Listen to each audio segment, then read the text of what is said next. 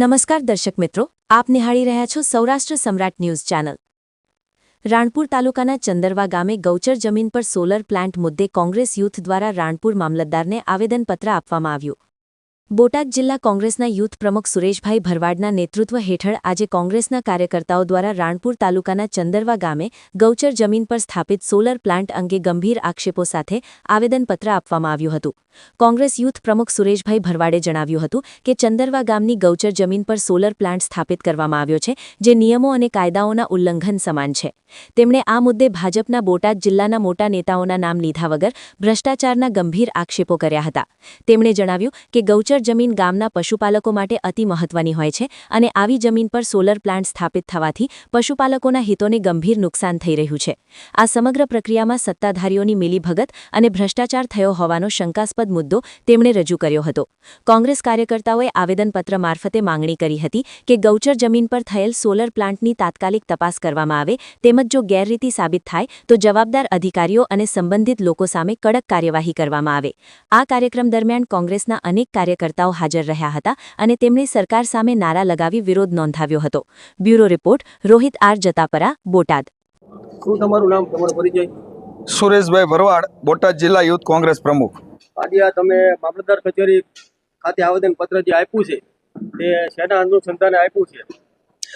આજે મારા બોટાદ જિલ્લાની ટીમ સાથે જે ચંદરવા ગામે જે 2019માં પ્લાન્ટ બન્યો સોલાર પ્લાન્ટ, એમાં ક્યાંક ને ક્યાંક ગૌચરની જમીન ઉપર ફાળવેલ જગ્યા, જે ગૌચરની અમારી જગ્યા છે માલધારી સમાજને જે ફાળવેલી જગ્યા હોય જે ગાયો માટે, એની ઉપર એ પ્લાન્ટ દબાણ કરી અને નાખવામાં આવ્યો છે અને ક્યાંક ને ક્યાંક સરકારી જગ્યાનો પણ દુરુપયોગ કરવામાં આવ્યો છે।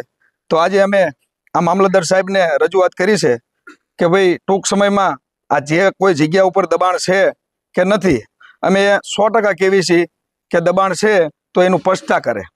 બરોબર। અને બીજું કોઈ તમને આમ નામ જોબ ખાતરી ખરી કે આમાં કોણ કોણ માણસો છે, કોના માથા ચલવાયેલા છે, એવું કાંઈ?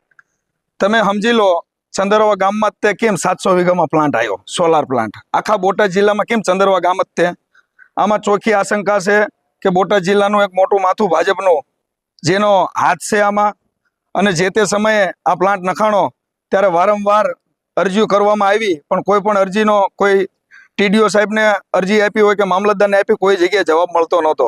એટલે આજ આ વાત અમારા ધ્યાને આવી એટલે બોટાદ જિલ્લા યુથ કોંગ્રેસ આને પૂરી હાથમાં લઈ અને પૂરી તાકાતથી લડવાનું કામ કરશે। આગામી દિવસોમાં જો અમને આમાં સારો જવાબ નહીં મળે તો મારે કદાચ આમરણ ઉપવાસ પણ બેસવું પડે તો પણ મારે બેસવાની તૈયારી છે। અંદાજે કેટલા એકરમાં પ્લાન્ટ નખાણો હોય, કેટલી ગૌચર દબાણી હોય એવું તમારે ધ્યાને ખરું? મારે અંદાજ એવો છે 85 એકર જમીનમાં ફાળવેલી જગ્યા છે કે છે, પણ 700 વીઘાની આજુબાજુમાં પ્લાન્ટ છે અને એમાંથી 150 થી 200 વીઘા જમીન ગૌચરની છે અને ગૌચરની જગ્યા ઉપર દબાણ છે। આપનું નામ? સંજય વાઘેલા, સ્થાનિક ચંદરવા ગામ। સંજયભાઈ, કોંગ્રેસ દ્વારા આજે જે મામલતદાર સાહેબને આવેદનપત્રમાં આપવામાં આવ્યું છે, શું બાબત છે, શું બારામાં આપવામાં આવ્યું?